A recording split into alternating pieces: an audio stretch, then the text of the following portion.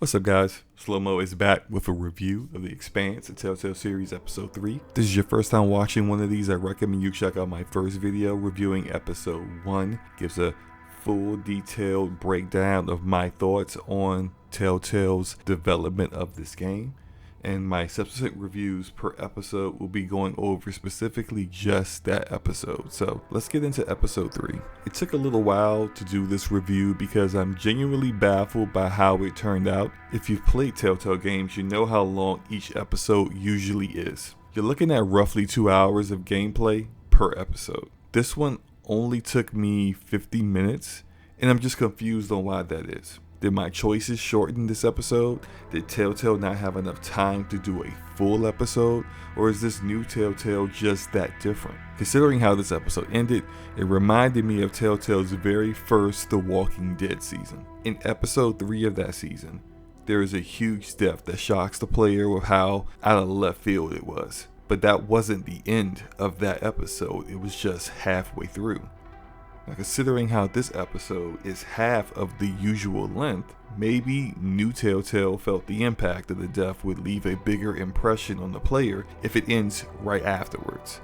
More on that later, but let's just go ahead and summarize the events that occurred. So we have arrived at our mysterious destination, and what we get is this weird message saying they've been waiting for us. The message is on repeat, so you know it's potentially extremely old. Kamina chooses Maya to go with her into the base, to the surprise of the twins. Now, I noted the weird look those two shared upon hearing Maya was going with Kamina. I chalked it up to either they heard Maya and Kamina the night before and shared a knowing look, or they usually go out with Kamina and Maya normally doesn't. Regardless, Kamina and Maya arrive on the ship and find 3 separate sectors that have been powered down. Kamina is tasked with searching through each sector and powering them back on one by one. It is here we find this entire colony to be a massive crypt, with these creepy coffins holding the corpses of the previous inhabitants of the base. Here's what happened. A pandemic devastated the station and they were unable to get it under control. Instead of simply accepting their fate, they began to believe in this weird cult-like fantasy they would be resurrected by aliens or humans with better technology in the future. As we see, that never happened. Kamina and Maya have a heart-to-heart about their night before, and Maya confirms she'd like to pursue a relationship with Kamina and help the belt in the future. Usually not a good sign with these Telltale games. Shortly after this, Kamina is attacked by an oxygen-deprived, disoriented man with a gun. Maya helps Kamina determine where he is in order to take him down.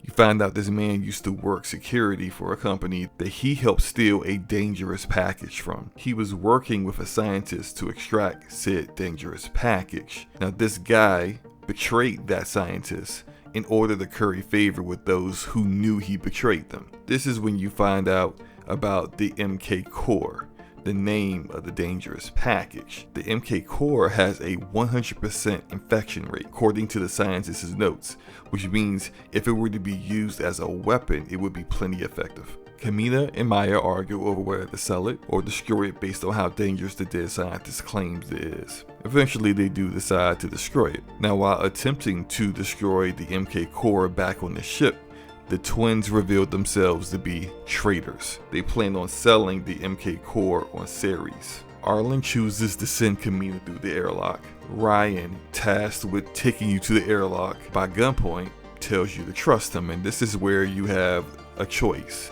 You could trust Ryan or you could fight him. My choice was to trust him, as I thought he'd be on my side since I saved his leg in episode 1. But his loyalty was still too strong for his brother, and he decides to still send me through the airlock. He does give Kamina a helmet to help her survive in space, but Arlen comes in with a Maya that he's already shot and drags her into the airlock too.